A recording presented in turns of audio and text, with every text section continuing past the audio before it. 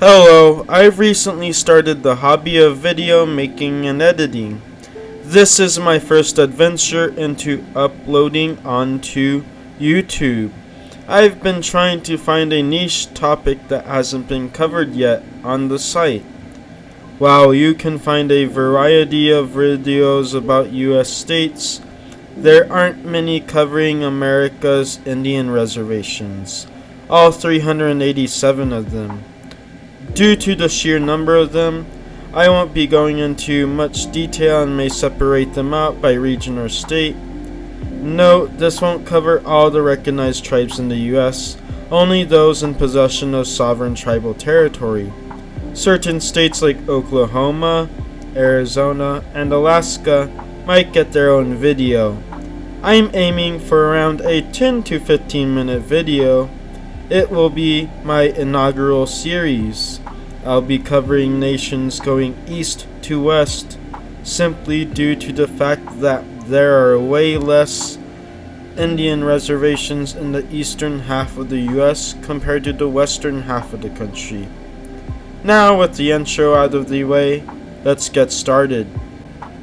We will begin in the northeast in the state of Maine. Maine is home to 4 tribes that possess sovereign tribal land.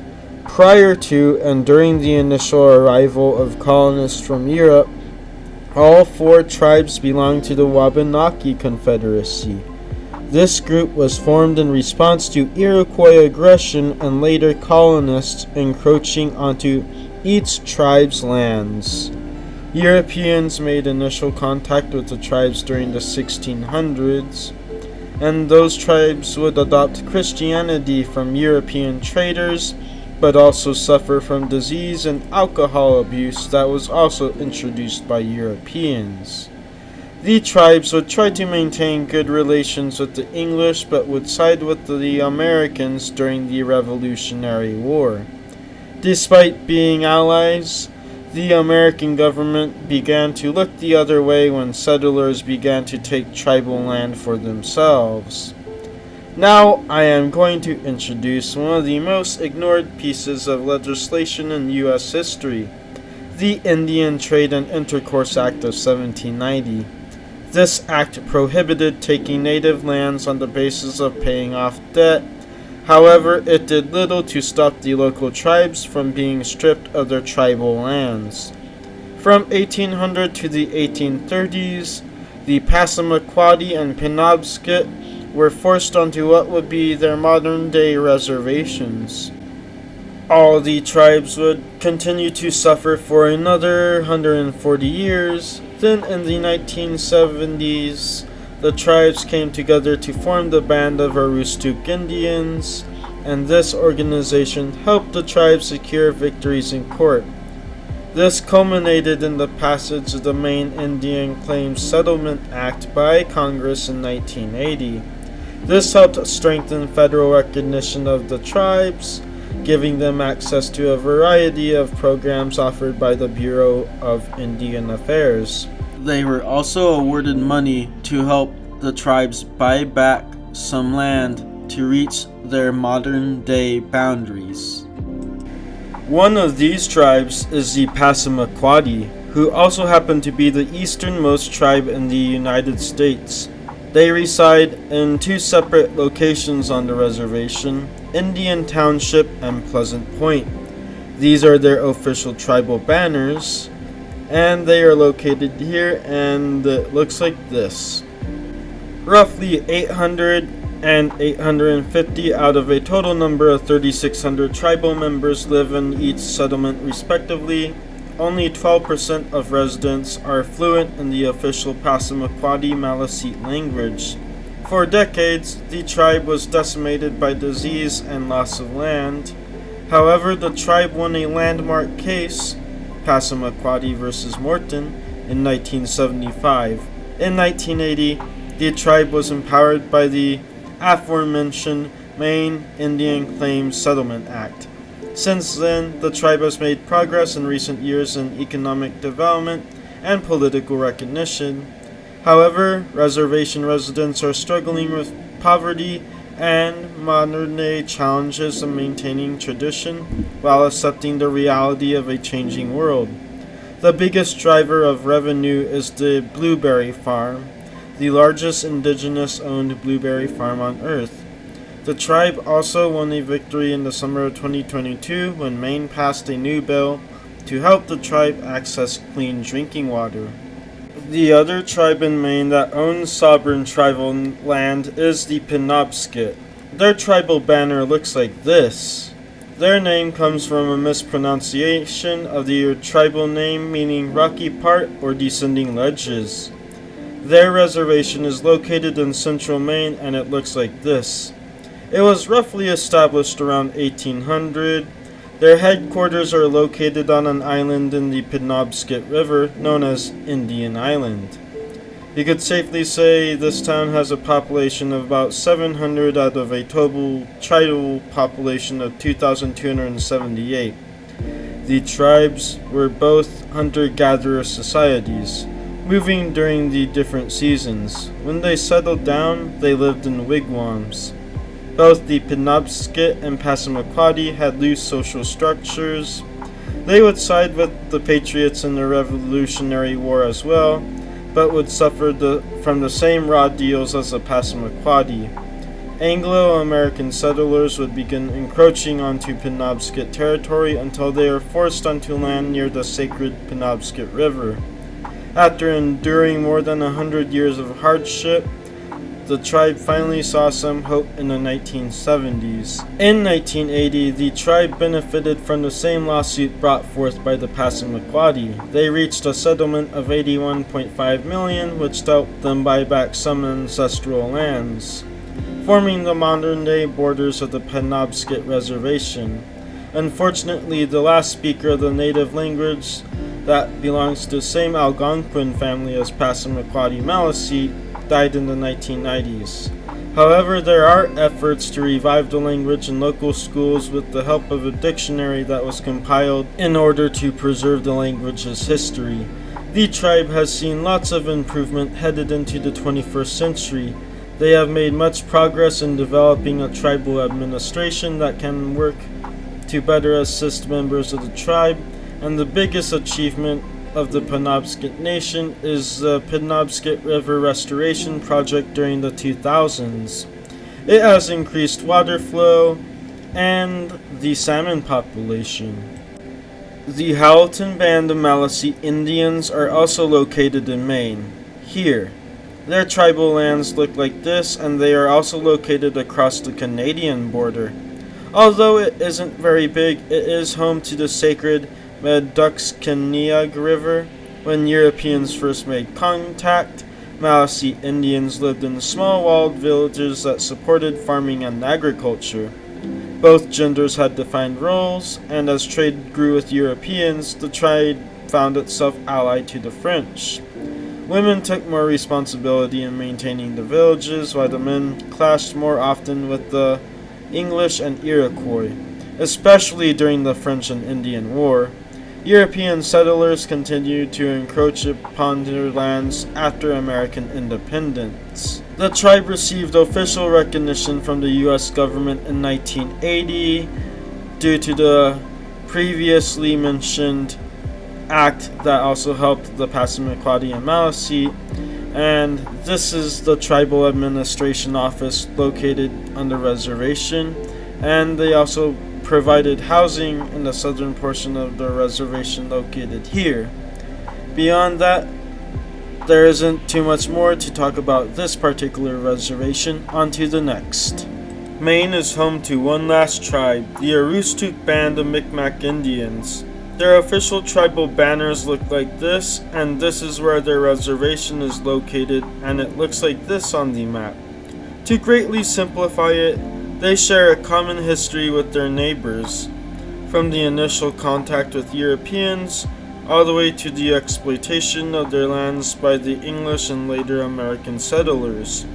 The tribe would remain powerless up until the late 1980s, when the tribe would benefit from the Micmac Nation Settlement Act, passed on November 26, 1991. This was separate from the previous act that helped Maine's other 3 tribes. They were given some land in this deal, but the majority of their tribal offices are located in nearby Presque Isle, Maine. The tribe has improved its standing in recent years. Staying in the Northeast, let's move south to America's smallest state, Rhode Island. The Narragansett tribe resides on a small reservation located here. They are the only recognized tribe in Rhode Island. These are their official tribal banners. During the initial arrival of Europeans during the 1500s, the Narragansett avoided the initial waves of disease and war and were able to get tribute and offer protection to the nearby tribes in the region. During the 1600s, the tribe had a good relationship at first with the English colonists. However, in the latter part of the century, they decided to ally themselves with Indian chief King Philip and his Wampanoag allies.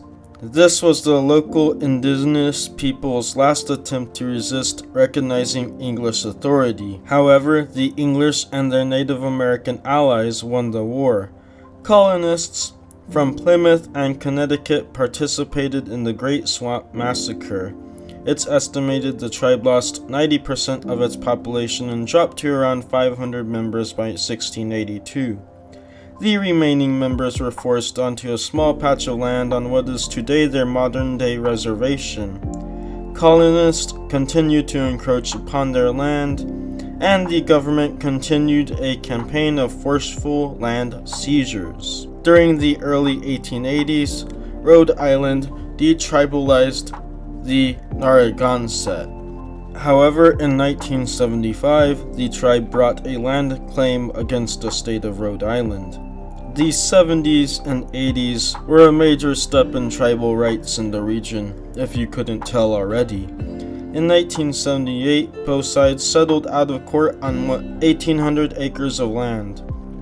On April 11, 1983, the tribe received federal recognition. Over the following years, the land the Narragansett claimed was given special federal status. The tribe has worked over the years, establishing federal offices that can offer a variety of subsidized services to their members, such as this Indian Health Center and their tribal offices. The tribe has roughly 2,400 members, most of whom live in Rhode Island but outside of the reservation. We will stay in New England and visit Connecticut's reservations. The Mashantucket Pequot Reservation is located in the southeast part of the state here. This is what their tribal banner looks like. The tribe numbers around 1,000 members, however, most of them live off of the reservation. The tribe was originally called Justy Pequot, but they were a party in the Pequot War that occurred between 1636 and 1638. This was the first major conflict between indigenous New England people and colonists. However, they lost and many tribal leaders were killed or sold into slavery. This made them powerless to resist the rule of the Mohegans. They were given a small parcel of land and came to be known as the Mashantucket, Western Pequots. They would find themselves located on one of the first Indian reservations established in the New World in 1651. For close to 3 centuries, the Mashantucket continued to suffer from illegal land seizures from white settlers, disease, and the struggle of adapting to a new life that was imported from the Old World. In 1976, after raising funds and support, the tribe decided to sue surrounding landowners over illegal land sales made by Connecticut in 1856. The tribe reached a settlement with the landowners, and both parties asked for support from the state and federal government. The tribe received federal recognition on October 18, 1983. The government helped the tribe repurchase land, giving the reservation its modern borders. Their main engine of economic growth is the Foxwoods Casino and Resort. built in the early 1990s. Since tribal recognition, the tribe has seen economic growth and new attempts at preserving its culture. Connecticut is home to one other reservation, which is owned by the Mohegan. It looks like this, and it's located here. Its tribal banners look like this. Having originally been part of the Pequot tribe, they split with the Mohegans after the Mohegans decided to work with European colonizers. The Mohegan were one of a select few tribes to assimilate mostly peacefully into English and later American society. However, this didn't stop the Mohegan from struggling economically and with maintaining its culture. However, their tribe's government structure and several traditions were maintained throughout the years. The tribe finally achieved nationhood in 1994 under the Mohegan Nation Land Claims Settlement Act, passed by Congress. This helped the tribe become more assertive in land reclamation projects, with land buybacks with the surrounding landowners. This helped them restore some ancient burial grounds. Burial desecration was a major issue with the Mohegan tribe during the 19th century and 20th century. The Mohegan Sun Casino opened in 1996 and became the tribe's biggest economic contributor. Don't forget to visit the Tantaquidian Museum. It opened in 1931, making it the oldest museum dedicated to indigenous history in the U.S. The Mohegan Nation also invested in the Mohegan Holdings Company, which holds stock in Jersey Mike and Pasta Vida across several states. Today, the tribe numbers around 2,200 members, most of whom live in Connecticut. The sovereign tribal nation can provide its people essential basic services and jobs upon its land.